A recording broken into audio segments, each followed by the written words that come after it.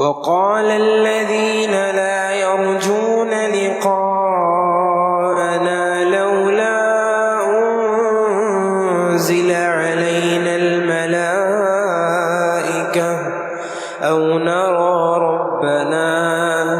لقد استكبروا في أنفسهم وعتوا عتوا كبيرا يوم يرون الملائكة لا بشرى يومئذ للمجرمين ويقولون حجرا محجورا وقدمنا إلى ما عملوا من عمل فجعلناه هباء منثورا أصحاب الجنة يومئذ خير مستقرا وأحسن مقيلا ويوم تشقق السماء بالغمام ونزل الملائكة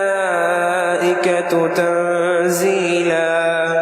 الملك يومئذ الحق للرحمن وكان يوما على الكافرين عسيرا ويوم يعض الظالم على يديه يقول يا ليتني اتخذت مع الرسول سبيلا يا ويلتى ليتني لم أتخذ فلانا خليلا يا ويلتى ليتني لم أتخذ فلانا خليلا لقد أضلني عن الذكر بعد إذ جاءني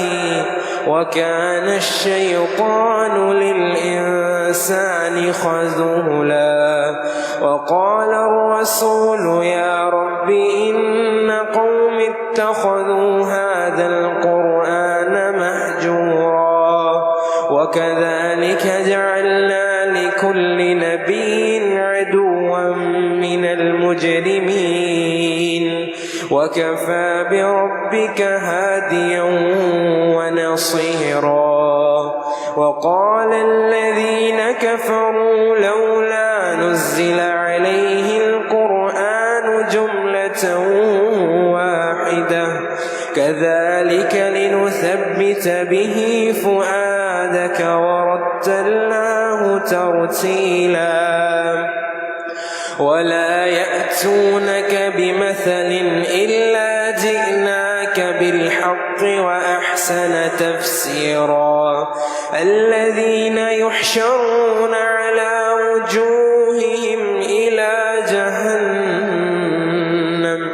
أولئك شر مكانا